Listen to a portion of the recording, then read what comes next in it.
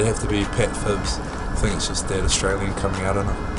I'll have to say Ian Humphreys. He just complains if things don't go his way. He'll complain.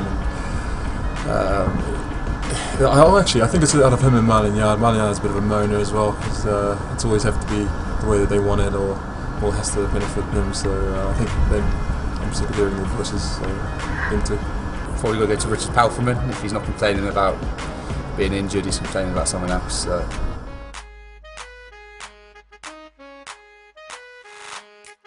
Hard man, there's no doubt it's Chris Sailosi. He's been the hard man ever since he's come into the club. I think he's the hard man for a number of the Premiership sides. Tom Smallbone would probably want to put his hand up from the academy, but I don't think he can top Chris Sailosi.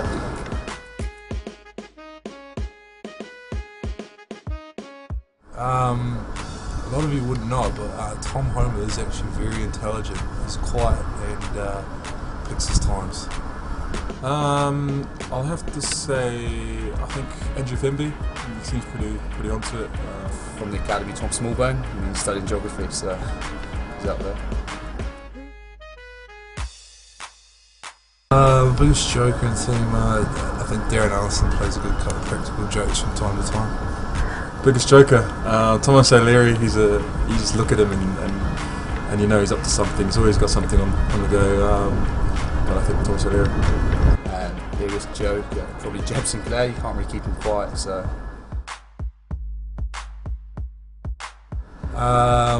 I think at the moment now you see a lot in the gym now. They're working really hard. Is Halani Alika.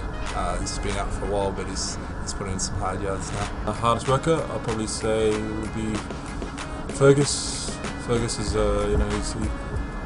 works hard off the field in the gym. He's always doing his extras, and it shows on the field as well. Probably Rousey. Puts a lot of feral shift in every training session. Best dress, well, I'll take myself out of that because that'd be a bit biased, but I'd say I think I've slowly started to get Kieran Lowe bringing his jeans are getting a bit tighter, the skinny jeans are coming in, so I'd have to say him. The best dressed, I think James O'Connor's come in with some pretty cool styles. Obviously he's from the Southern Hemisphere, so it's a bit different, not your usual pieces of clothing that you get here in England, so I'm liking his style. Ed Hoadley thinks he's got some good fashion with his red shoes and his black jeans he likes to wear out. So. Jeb Sinclair, hands down. Thomas again, he loves jeans and trainers, but he's got some weird socks on or his leather jacket that he loves so much as well. Scotty told me about that.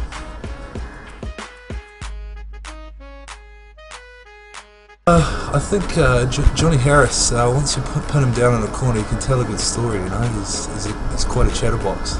It's a hard one. There's a few storytellers, but I'll have to go with...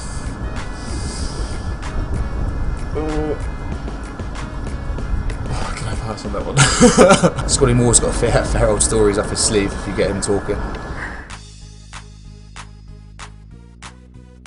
Best things was, it was Richard Palfreman, but he has very recently been overtaken by Tom Smallbone.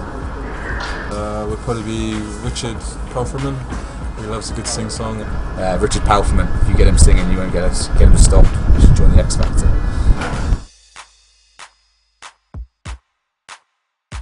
Who likes to put it out there? I think, well, it's quite easy actually now to think about this Marlon, yeah.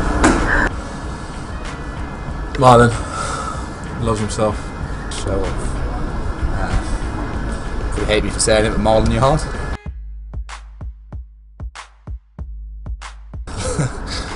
Again, I'll take myself out of that one. I would have to say laziest would probably be the laziest in training.